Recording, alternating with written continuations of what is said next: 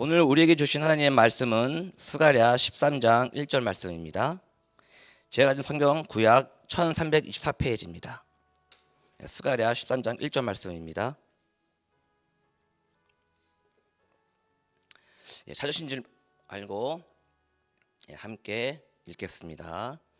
그날의 죄와 더러움을 씻는 셈이 다윗의 족속과 예루살렘 주민을 위하여 열리리라. 아멘. 계속해서 스가랴 후반부를 우리가 보고 있는데요. 후반부는 계속해서 오실 메시아에 대해서 설명하고 있습니다. 그렇게 고대하는 메시아에 대하여 하나님은 이스라엘 백성들에게 계속해서 많은 비유와 어떤 일들이 일어날지를 계속 얘기해주고 있습니다. 이것은요, 무지한 하나님의 백성들에게 향한 하나님의 크신 사랑입니다. 구약을 돌아보면요, 얼마나 많은 그런 기적과 표적들을 하나님께서 보여주셨습니까? 그래도 이스라엘 백성들은요, 하나님께 온전한 순종과 또 이렇게 우상 숭배를 하게 되는 그런 모습을 보게 되죠. 그래서 그들은 결국 70년이나 바빌론에 포로를 끌려가 돌아오게 됩니다. 이런 백성들에게 마지막까지 메시아에 대해 자세히 알려주고 설명해 주는 것입니다. 왜일까요? 하나님의 크신 사랑입니다. 그들이 메시아를 알아보고 구원받기를 원하는 하나님의 마음인 것입니다. 그래서 우리도 이 성경을 보면서 우리도 메시아가 누군지, 또 이제 오신 메시아가 누군지 우리는 성경을 통해서 알 수 있죠. 우리는 본문 한 개 살펴보도록 하겠습니다. 1절 말씀 다시 읽겠습니다. 그날의 죄와 더러움을 씻는 셈이 다윗의 족속과 예루살렘 주민을 위하여 열리리라. 그래서 그날은 어떤 날이겠습니까? 어떠한 딱 시점이 아니라요, 예수님이 오시고 그다음에 십자가에 돌아가시고 그리고 죽으신 다음에 성령을 보내주신 시대를 말하는 겁니다. 성령의 시대, 즉 교회의 시대죠. 지금 우리가 살아가고 있는 이것을 스가랴가 예언하고 있는 겁니다. 그날이라는 그런 말씀을 통해서 하고 있는데요. 예수님이 십자가에 돌아가시고 우리 죄와 모든 죄를 다 더러움을 씻겨주시고 성령을 보내주신 것입니다. 우리의 죄를 다 모두 씻겨주시고 우리 안에 성령을 보내주셨는데요. 요한복음 4장 14절 말씀입니다. 요한복음 14장 말씀 잘 읽어드릴게요. 내가 주는 물을 마시는 자는 영원히 목마르지 아니하리니 내가 주는 물은 그 속에서 영생하도록 솟아내는 샘물이 되리라.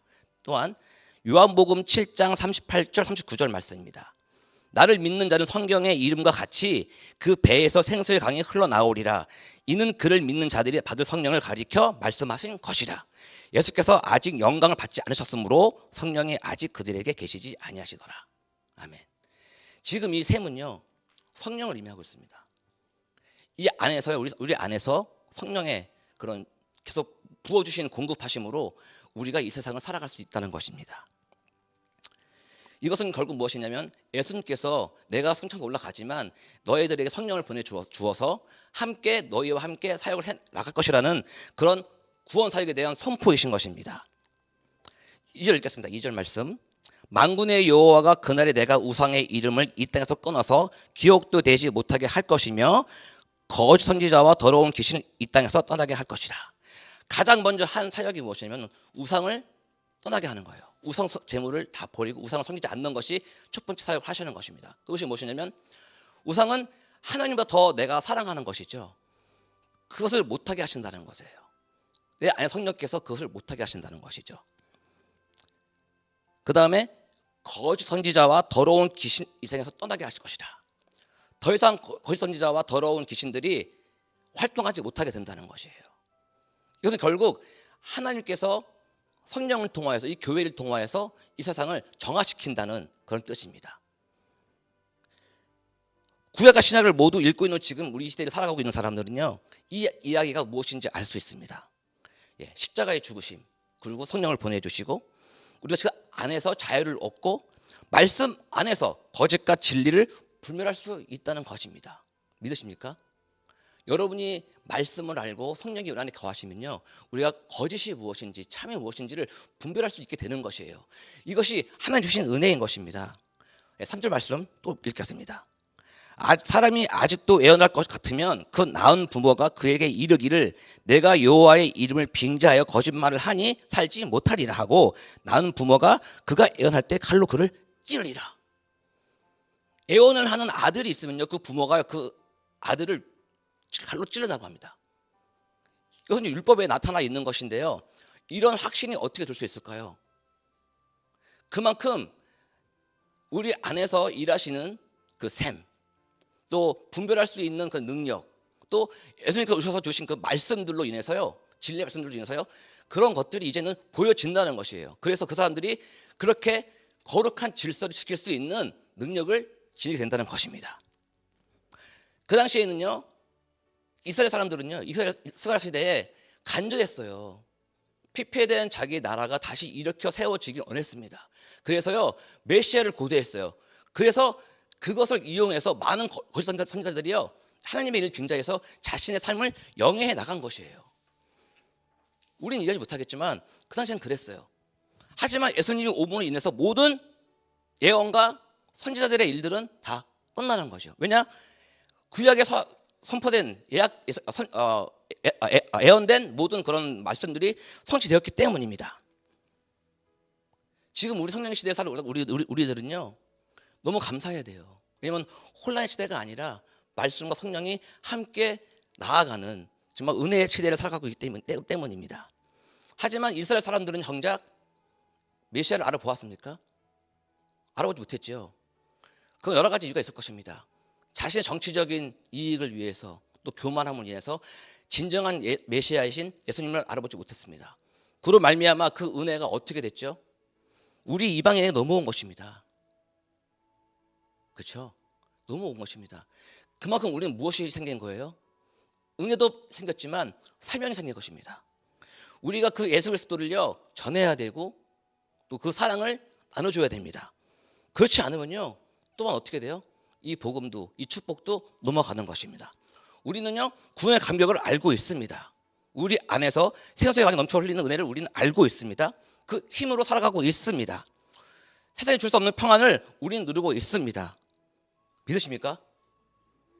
우리는 스가 전하는 죄와 더러움을 씻는 셈이 우리 안에 거하는 줄을 믿고 감사하며 살아가야 되는 것이에요. 이 예수 그리스도의 복음을 전하며 사는 것이 우리 사명인 줄 믿습니다. 저와 뉴욕 십자가 교회가요, 마지막 날까지 그 사명을 다하는 축복 통로 되기를 예수님의 이름으로 축복하고 기도합니다. 아멘. 이러한 삶을 살아가는 것이 그 날에, 지금 이 시대에 쉽지 않다는 것을 서간에는 말하고 있습니다. 7절 말씀입니다. 만군의 여호와가 말하노라, 카라 캐어서 내 목자 내 딱된 자를 치라. 목자를 치면 양이 흩어지려니와 작은 자들 위에는 내가 내 손을 들이우리라. 많이 보신 말씀이시죠? 예. 마태복음 26장 31절 32절 말씀입니다. 그때에 예수께서 제자들에게 이르시되 오늘 밤에 너희가 다 나를 버리리라. 기록된 바 내가 목자를 치리니 양의 떼가 흩어지리라 하였느니라. 그러나 내가 살아난 후에 너희보다 먼저 갈릴리로 가리라. 아멘. 예수님께서 친히 이 스가랴의 예언을 인용하신 말씀입니다. 여기서 주목해야 되는 부분이요, 후반절인데요. 예, 내가 내 손을 들이우리라. 그죠? 스가랴 예언이죠. 두 번째는 예수님이 말씀하신 건데, 내가 살아난 후에 너희보다 먼저 갈릴리로 가리라 하신 말씀입니다. 하나님께서 목자를 치고 남아있는 작은 자들에게 손을 내민 것처럼 예수님께서도요, 죽으신 후에 부활하셔서 먼저 갈릴리호수에 가서 누굴 기다려요? 제자들을 기다린다는 거예요. 혼자 버려진 그런 상황, 어려운 상황, 두려운 상황, 불리한 상황 속에서 하나님께서는요, 소망의 메시지, 위로의 메시지, 함께 하겠다는 그런 보호의 메시지를 주시고 계시는 겁니다. 그 하나님의 사랑을 지금도 우리는 믿으셔야 됩니다. 신앙생활이 그렇습니다. 하나님의 사람의 삶이 그렇습니다. 십자가의 길을 가는 삶이 그렇습니다. 스가랴는 그날에 대해서 계속 전합니다. 8절 9절 말씀 함께 읽겠습니다. 함께 읽을게요. 8절 9절 말씀. 여호와가 말하노라, 이 온 땅에서 3분의 2는 멸망하고 3분의 1은 거기 남으리니 내가 그 3분의 1을 불 가운데 던져 은같이 연단하며 금같이 시험할 것이라. 그들이 내 이름을 부르리니 내가 들을 것이며 나는 말하기를 이는 내 백성이라 할 것이요 그들은 말하기를 여호와는 내 하나님이시라. 아멘. 그렇습니다. 목자를 치고 어려운 가운데 남아있는 자들에게 주어지는 은혜가 무엇입니까?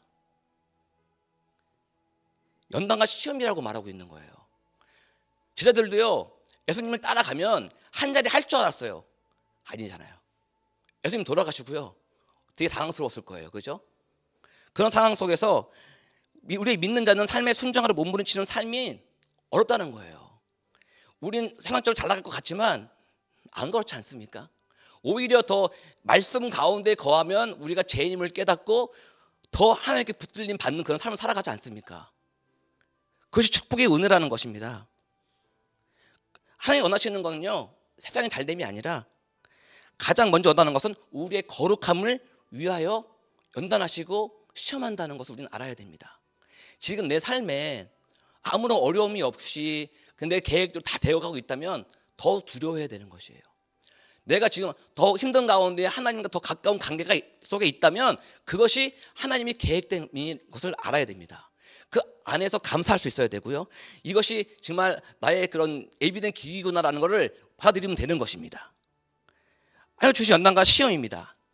근데 우리가 두려워하지 말 것은 무엇이냐면요, 분명히 감당할 시험만 주시고요, 또 우리가 힘들 때는 또 피할 길을 내어주신 하나님이시기 때문에 그 하나님을 바라보면요, 우리 마음속에 두려움이 떠나가는 거예요. 그것이 믿음이에요. 내 상황을 바라보지 아니하고 나를 끝까지 지켜 보호해 주시는 하나님을 바라볼 때 그 안에서 믿음이 내 안에서 보여주시는 거예요. 스가랴 말하는 이 그날이에요. 지금 우리가 이 세상을 살아가고 있는 이때를 말하고 있거든요. 그들은 이 시대를 굉장히 그리워하고 고대했어요. 우리는 지금 그 은혜의 시대를 살아가고 있습니다. 성령의 도우심으로 하나님의 이름을 부르면 하나님이 들으십니다. 그리고 말하십니다. 나의 백성이다. 내가 인도해 주겠다. 이 말씀이십니다. 우리 삶에 부활하신 예수님께서 성령으로 우리와 함께 하시는 것입니다. 내 안에 끊이지 않는 공급하심을 주시는 그 샘이 우리 안에 거하는 거예요. 우리 안에 더러운 거 모든 걸 씻겨주신 정화의 샘이 기도할 때마다, 의지할 때마다, 불 질 때마다 계속 부어주시는 거예요. 그럴 때 우리가 이 어려운 세상 속, 더러운 세상 속에서 거룩한 하나님의 자녀로 살아갈 수 있는 힘을 주시는 것이죠. 그리고 우리는 그 감사의 고백을 하는 것입니다. 여호와는 내 하나님이시라. 함께 해보실까요? 여호와는 내 하나님이시라. 아멘. 누구의 하나님이 아니고요, 나의 하나님이 되셔야 됩니다. 그렇습니다. 내 하나님이십니다. 내 하나님 꼭 붙드시기를 바랍니다. 기쁠 때나 슬플 때나 힘들 때나 언제나 내 하나님을 붙드시고 부르시는 저와 뉴욕 십자가 교회 되기를 예수님의 이름으로 축복하고 기도합니다. 기도하시겠습니다. 나의 하나님 아버지, 감사합니다. 구약시대에서 그렇게 고대하던 그날을 살아가는 은혜 주심을 감사드립니다. 우리 안에 성령으로 함께하여 주셔서 이 세상을 살아가는 지혜와 능력을 주심에 감사를 드립니다. 매일 삶이 생수의 강이 넘쳐흐르는 삶으로 충만하게 하여 주시옵소서. 말씀으로 진리를 분별하게 하여 주시고 우리의 삶의 모든 것이 하나님의 은혜임을 알게 하여 주시옵소서. 그 안에서 기쁨, 하나님의 뜻을 발견하는 기쁨을 누리게 하여 주시옵소서. 오늘 하루도 하나님의 계획 안에 있음을 믿고 평안함으로 인도하여 주시옵소서. 예수님의 이름으로 기도합니다. 아멘.